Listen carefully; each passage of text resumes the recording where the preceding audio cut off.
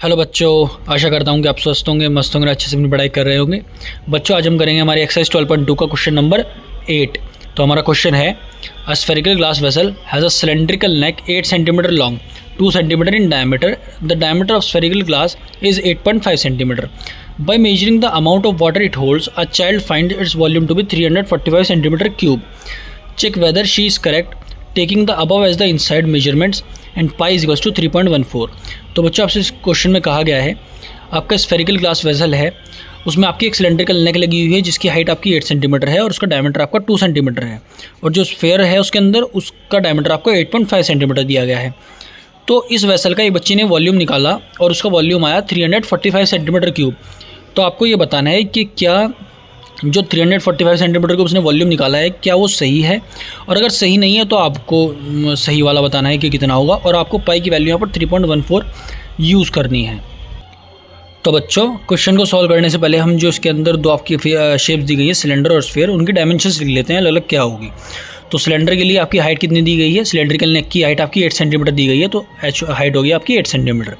Cylinder की radius क्या होगी, हम उसको R1 लिखेंगे, और सिलेंडर का जो डायमीटर है वो आपको 2 सेंटीमीटर दिया गया था। तो रेडियस जो होती है डायमीटर का हाफ होती है, तो 2 का हाफ यानी 2/2 1 सेंटीमीटर आपकी सिलेंडर की रेडियस आ जाएगी। अब जो स्फेयर है, स्फेयर की रेडियस आपकी कितनी होगी, आपको इसका डायमीटर आपको स्फेयर का 8.5 सेंटीमीटर दिया गया था, तो रेडियस हो जाएगी आपकी 8.5/2 सेंटीमीटर। तो चलो बच्चों, अब इस क्वेश्चन को सॉल्व कर लेते हैं। वॉल्यूम ऑफ वेसल जो होगा वो आपका हो जाएगा volume of sphere plus volume of cylinder, क्योंकि इसमें दो ही शेप दी गई थी, स्फेयर और सिलेंडर। अब वॉल्यूम ऑफ स्फेयर क्या होता है आपका 4/3 पाई आर क्यूब।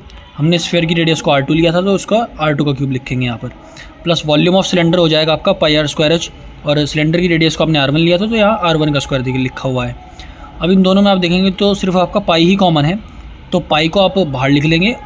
तो इधर से आपका क्या बचा 4/3 R2 का क्यूब, प्लस इधर से आपका बचा R1 का स्क्वायर इंटू एच। अब इनकी वैल्यूज़ को पुट कर लेंगे। पाई का वैल्यू आपका 3.14, ब्रैकेट में 4/3 या 4/3 R2 का क्यूब यानी कि 8.5/2 का होल क्यूब, प्लस R1 का स्क्वायर यानी कि 1 का स्क्वायर इंटू एच यानी कि 8 सेंटीमीटर।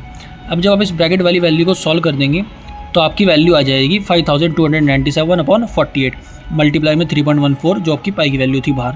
और जब आप इसको सॉल्व कर लेंगे तो आपका जो वॉल्यूम ऑफ वेसल है वो आपका आ जाएगा 346.51 सेंटीमीटर क्यूब।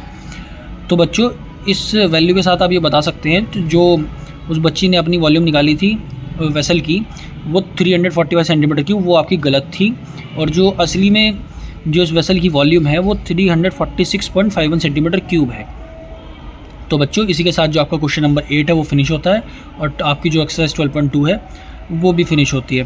बच्चों, अगर आपको किसी भी वीडियो में कोई भी इशू हो, मतलब कोई बात आपको समझ ना आ रही हो, तो आप कमेंट सेक्शन में बेझिझक बता सकते हैं, मैं उसके बारे में अलग से आपके लिए वीडियो लेकर आ जाऊँगा।